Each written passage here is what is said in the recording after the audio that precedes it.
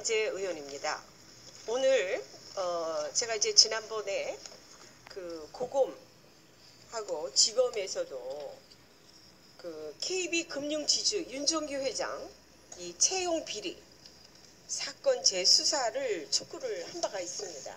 근데 총장님께서 얼만큼 이제 보고를 받으셨는지 모르겠지만 이 국민은행 채용 비리 사건이 한 점 의혹도 없이 수사가 잘 마무리됐다고 어떻게 보고를 받으셨나요? 어떻게 되셨습니까? 수사가 진행되는 과정에 계속해서 보고를 받았습니다. 수사를 진행하면서 최선을 해당 청에서 최선을 다해 수사한 걸로 제가 보고를 받고 그렇게 알고 있습니다. 최선을 다해서 그렇게 결론을 냈다, 그렇죠? 그렇게 말씀하신 거죠 지금? 네? 최선을 다한 걸로 알고 있습니다. 네, 알겠습니다. 자, 그러면 이 국민들은 국민은행 채용 비리 사건에 대해서 검찰 수사가 전형적인 봐주기 수사, 또 꼬리 자르기 수사 이렇게 비판을 하고 있습니다. 총장님의 견해하고 좀 다른 것 같네요, 그렇죠? 이 부분에 대해서는 어떻게 생각하십니까, 총장님? 수사를 최선을 다해서 했지만 증거 수집이 국민들의 기대에 미치지 못했을 수는 있습니다. 네, 그렇다 그러면 제가 그런 팩트를 몇 가지 좀 말씀을 드려보겠습니다, 총장님. 우선 이 상식적으로 이 은행 최고위층 친인척의 이름을 인사 담당자가 입사 지원서만 보면 알 수 있나요? 입사 지원서 딱 보면, 자, 입사 지원서 여기 이렇게 딱 가져왔는데 이거 보면 아, 얘게 누구네 집 애들이고 어떤 거 다 알 수 있습니까? 아니죠. 총장님, 아니죠. 제가 직접 보지 못해서 모르겠습니다. 아, 그거는 상식적으로 답변을 하셔야지, 총장님. 네. 그런데 검찰이 그 윤종규 KB금융지주 회장을 불기소 처분한 그 이유 중 하나가 VIP 리스트 중 상당수가 불합격했다. 그렇게 이유를 지금 대고 있습니다, 검찰이. 그런데 그 상당수 불합격자들 말고도 합격한 몇 안 되는 인물 중에 한 명이 윤 회장의 종손녀라 그러면 이 채용 비리로 구속된 3명의 직원이 그냥 알아서 합격시켰다는 윤 회장과 검찰의 주장을 우리가 신뢰할 수 있을까요? 신뢰하기 굉장히 어려울 거라고 보고 있습니다. 그 팩트를 제가 간단하게 말씀을 드리면요. 그 종소녀는 서류 전형에서 1차 서류 전형에서 870명 중에 몇 등을 하게 되느냐면 813등을 하게 돼요. 사실은 서류 전형에서 떨어져야 되는 거죠. 그 다음에 그러고 나서 이제 1차 면접을 합니다. 1차 면접을 하는데 1차 면접에는 300명 중에 273등을 합니다. 끝에서 몇 등입니다. 1차 면접에서도 떨어져야 됩니다. 그러고 나는데 2차에는 임원 면접을 하게 돼요. 2차 임원 면접을 하는데 그때는 120명 중에서 4등을 하게 됩니다. 그래서 최종 합격을 해요. 그렇다 그러면 얼마나 이 종소녀가 면접의 달인이기 때문에 이렇게 될 수가 있겠는지 의심할 수밖에 없겠죠. 총장님 어떠세요? 의심이 되십니까? 안 되십니까? 그 부분에 대해서. 의혹이 충분히 남을 사항입니다. 네. 그리고 그 윤 회장의 지시로 종소녀 부정 채용을 기획하고 실행한 당시 비서실장, 지금 현재 KB금융의 상무, 성재현 그 상무인데에 대해서 수사를 하셨나요? 관련된 사람은 전부 수사를 한 걸로 알고 있습니다. 네. 자, 그러면 또 검찰이 윤 회장을 불기소 처분한 이유 중 하나는 담당자들이 윤종규의 관여 사실에 대해서 일체 부인을 했다. 이렇게 지금 검찰은 얘기를 하고 있습니다. 그런데 현재 구속된 인력지원부장의 공소장을 보니까 부장이 청탁 지원과 명단을 이를 채용 팀장에게 전달을 하면서 특정 인물에 대해서 뭐라고 써놨느냐? 회장님 각별 신경, 회장님 각별 신경 이렇게 표현을 이라는 메모를 서류 전형 심사 만들어 놨습니다. 그래서 보니까 서류 진행 심사 결과 발표 전에 전달이 됐다고 하는데 그 당사자는 윤 회장의 종손녀와 마찬가지로 합격자 수를 늘리고 면접 점수를 조작하는 방법 등을 동원해서 이상하게 합격을 하게 됐습니다. 회장님 각별히 신경이라는 메모에 당사자는 현재 검찰 수사를 받고 있고 그 다음에 각별히 신경을 쓰신다는 회장님은 지금 현재 불기소 처분을 받았습니다. 총장님, 이런 것이 지금 공소장에도 나오고 이랬는데 상식적으로 이해가 되냐 이거예요. 이해가 안 되시죠? 취업 비리의 마지막 단계에서는 진술 증거에 의해서밖에 이해지지 않는 부분이 있습니다. 그런데 이 경우에 하급자가 상급자의 그 지시사항을 구체적으로 진술하지 않으면 자, 그러면, 검사 입장에서는 네. 증거 수집이 안 되기 오케이, 때문에 네, 총장님, 조사가 안 된 것 알겠습니다. 같습니다. 그런데 더욱 바간인 거는 윤 회장이 지난 5월 9일 남부지검에 소환된 지 닷새 만에 KB금융은 사회공헌을 이유로 들어서 교육비에 750억 원 기부를 발표합니다. 그리고 이틀 뒤에는 KB금융그룹 전체 계열사에 있어서 올해 1,000명을 채용한다. 이게 도무지 믿어지는 믿어지지 않는 거고 뭔가 비상식적인 기부라는 생각이 들지 않나 이렇게 보고 있습니다. 또 지주 회장이 검찰 소환 조사를 받은 지 20일 만에 정부 관심 사업에 수백억 원, 수조 원을 선뜻 지원하겠다는데 이게 순수한 기부행위라고 볼 수 있는 사람이 누구겠습니까? 그래서 과거 최순실 사태 때 재벌이 미르재단 기부한 것에 대해서 어떻게 했습니까? 전부 다 뇌물 형량으로 처벌된 것과 뭐가 다르겠습니까? 전혀 다르다고 국민들 생각하지 않습니다.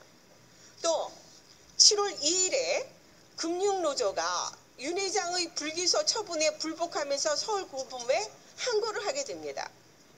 그런데 7월 8일에 문재인 대통령이 해외 순방에 그 윤 회장을 데리고 나가요. 그러고 나서 8월 21일에 고검에서도 수사의 하자를 발견하지 못했다면서 기각을 하게 됩니다. 그 이후에 제가 추가 질의를 계속해서 나중에 오후에 추가 질의 시간에 이어서 하도록 하겠습니다. 네, 거기까지만 우선 하겠습니다. 답변하실 건 없습니까, 총장님?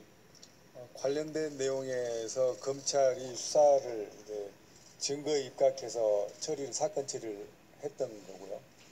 그 후에 이루어진 상황에 대해서는 검찰이 관여한 바가 전혀 없기 때문에 내용을 소상히 알지 못합니다. 예, 추가 질의 다시.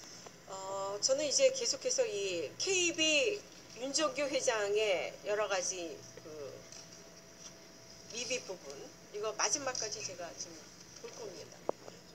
우선 이 총장께서는 윤종규 회장과 개인적으로 친분 있으십니까? 개인적으로 말씀입니까? 뭐 개인적이든 뭐 공적이든 뭐 좀 잘 아시죠? 한 번도 만난 적이 없습니다. 한 번도 만난 적이 없으십니까? 네, 알겠습니다. 일각에서는 이런 불기소 처분 이유가 이렇게 윤 회장의 화려한 인맥 덕분이라는 이야기가 있습니다. 그 인맥에는 대검 고위 간부는 물론 청와대 고위 인사들까지 나서서 윤 회장의 불기소 처분에 큰 역할을 했다는 소문이 있습니다. 이 소문은 들으셨습니까? 듣지 못하였습니다. 한 번도 못 들으셨어요? 내가 불리한 건 다 못 들으셨다고 그러고 모르신다고 그러니까 물어보니 제가 잘못이죠. 사회에 돌아다니는 이런 아무튼 제가 여쭤본 게 그런 잘못입니다. 물건들을 보질 않습니다. 네, 자 그러면 우리 봉욱 대검차장님, 우선 허인 KB은행장 알고 계시죠? 네, 이름은 들어서 알고 있습니다. 이름만 들으셨습니까? 네, 개인적으로 뭐 뵙거나 한 적은 없습니다. 고인이 되신 부친께서 한국장기신용은행 임원으로 계실 때 허인 은행장은 장기신용은행 노조위원장으로 있었던 인연으로 또 서울법대 동문으로 해서 몇 번 만나셨죠. 차장님? 제가 뵌 것은 제 부친께서 상을 당하신 적이 있는데요. 그 상가에 조문을 오셨습니다. 네. 그때 유일하게 한번 뵀습니다. 네, 그러면 윤정규 회장은 만난 적 있으십니까? 역시 이 부친 상 때 네. 오셨을 때 뵌 적이 있습니다. 바로 네, 그렇습니다. 이 우리 봉 차장님의 개인사를 언급하는 것이 참 맞지는 않지만 작년 10월 부친께서 돌아가셨을 때 허인 은행장이 조문을 왔었죠. 그 다음에 상중에 몇 번이나 왔었습니까? 몇 번 오셨는지까지는 제가 기억을 하지 그러니까 한 못하고요. 번 조문 오셨고 오신 몇 걸 번 알고 왔었죠. 있습니다. 그런데 허인 행장과 함께 그때까지 다 알지도 못했던 윤 회장이 같이 왔죠. 윤 회장은 상가에 매일 방문했다고 하는 걸로 저희가 제보를 받았습니다. 이게 상중에 친인척도 아니고 고인과 각별한 사이도 아닌데 왜 대검차장의 상가에 매일 왔습니까? 그게 정상적입니까? 무슨 이유라고 보십니까? 저는 저를 모시고 오셨다기보다는 저희 부친의 예전 직책으로 인해서 그 때문에 두 분이 오신 걸로 그렇게 생각을 하고 네, 있습니다. 돌아가신 분하고 보다는 결국 우리 차장과의 신분을 쌓기 위한 곳이라고 보고 있죠. 그 다음에 당시는 어떤 일이 있었느냐? 그 당시는 KB를 포함한 모든 금융권 채용 비리로 금감원의 조사가 예정이 되어 있었고 검찰의 수사도 예정이 되어 있는 만큼 이 윤 회장은 이 허인을 앞세워서 다분히 검찰 수사를 의식해서 봉 차장의 상가를 방문했던 것으로서 일반적으로 우리 생각할 수 있을 겁니다. 일각에서는 이런 친분 관계로 봉욱 차장이 윤 회장의 수사 과정에 직간접적으로 영향력을 행사했을 것으로 보고 있는데 뭐 제가 여쭤보나 마나 사실이 아니라고 답변하실 거죠? 전혀 근거가 없는 내용이라고 생각을 합니다. 네, 알겠습니다. 최초 수사를 시작한 금감원도 또 사건을 이첩받은 검찰도 윤정규 회장의 협의 입증에 자신만만했었습니다. 그러나 구속된 3명이 윤 회장의 관여 사실을 부인하고 있다 해서 그리고 추가적인 증거를 발견하기 어렵다는 이유를 들어서 불기소 처분으로 사건을 덮어버렸습니다. 이것은 그런 이유, 명분 이게 어디서 통하겠습니까? 결국 이것은 그 우리 대검의 윗선에서 그 윗선 위에서 지시를 받은 거 아니겠습니까? 총장님 이렇게 오해하고 있습니다. 오해 정도가 너무 과한 것 같습니다. 그러나 지금 실무자들이 3명이 구속이 되고 그 다음에 공소장에도 아까도 오전에 말씀드린 것처럼 나왔는데 이게 무슨 뭐 자료가 없어서 더 이상 어떻게 할 수 없다 이런 말씀을 하시면 일반 국민을 대표하는 저로서는 그렇게 의심할 수밖에 없습니다. 얼마 전에 이 수원지검에서 기소했던 어떤 의원님께서 무죄 판결을 받으신 적이 있습니다. 이 채용비 유사한 사건에서 저희들이 수사를 할 때 청탁을 했다는 것만 가지고 기소를 할 수가 없고 그보다 훨씬 강한 내용이 있어야 되는데 지금 그 케이스를 보고 검사들이 상당히 충격받고 있습니다. 사실. 그러나 아까 지금 제가 이 정도 사안 가지고 저희가 받은 보고서상으로는 이 정도 사안 가지고 기소는 맨 처음에 서류를 냈을 때, 그 다음에 1차 면접했을 때, 2차 면접했을 때 등수가 다 나오지 않습니까? 그런 근데 그런 의혹은 팩트가 있음에도 불구하고 총장님이 그렇게 말씀하시는 건 이해가 되지 않습니다. 우선 그런 제가- 의혹은 제가 충분히 이해가 됩니다. 그런데 네. 그런 의혹이 있는 것은 어쨌든 입증이 돼야 되는데 수사팀이 어떠한 이유로든 시간이 없으니까 뭐 나중에 입증을 답변해 못했기 주시고요. 때문에 네, 나중에 답변해 주세요. 자, 그러면 국내 최대 금융그룹 회장의 채용 비리 사건에 대검 고위 간부가 연루되었다는 의혹만으로도 검찰에 대한 국민 신뢰가 추락하지 않겠습니까? 또 누가 보더라도 이번 사건은 검찰의 사건 축소 은폐, 봐주기식 부실 수사, 꼬리 자르기식 수사, 상식적으로 이해가 안 되는 수사입니다. 자,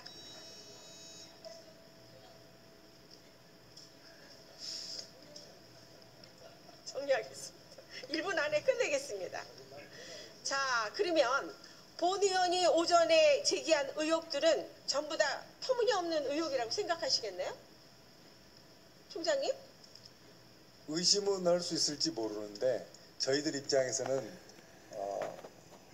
증거가 수집되지 않는 내용에 대해서는 더 이상 언급하기가 어렵습니다. 알겠습니다. 네, 계속해서 관심 가지시고요. 최근 금융노조가 해당 사건을 재항고를 해서 현재 대검에 계류 중입니다. 알고 계시죠?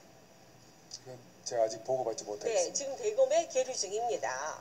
그래서 이 총장께서는 직접 이 사건을 검토해서 한치의 의혹도 남지 않도록 공정하고 투명하게 수사가 이루어지도록 해주시고요. 지금 온 사회가 이번 국감에 온통 온 사회가 이 채용 비리로 물들어 있습니다. 이런 상황에서 이렇게 금융